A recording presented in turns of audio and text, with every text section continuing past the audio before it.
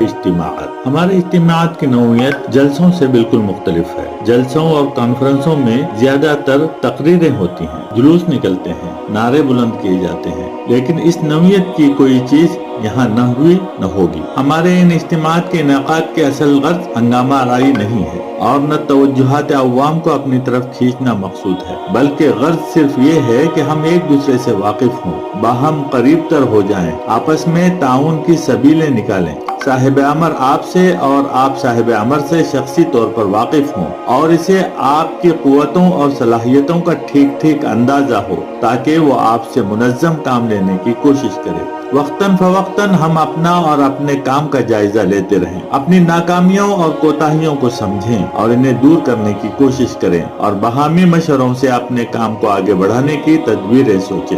गर्ज ये हमारे इज्तिमाअत अपने अंदर अमली रूह रखते हैं। इनमें जलसों की नौइयत की कोई चीज आप पा सकते हैं और न आपको इसे पाने की ख्वाहिश करनी चाहिए। अगर अभी तक जलसाबाजी की पुरानी आदतों का कुछ असर आप में मौजूद हो और इन चीजों की तशनगी आप अपने अंदर पाते हो तो इसे भी निकालने की कोशिश कीजिए। इन हंगामों में फिलवाक़े कुछ नहीं रखा है। फजूल कामों में जरा बराबर वक्त जाये न कीजिए, बस काम की बात कीजिए और फिर अपना फर्ज अदा करने में लग जाइए।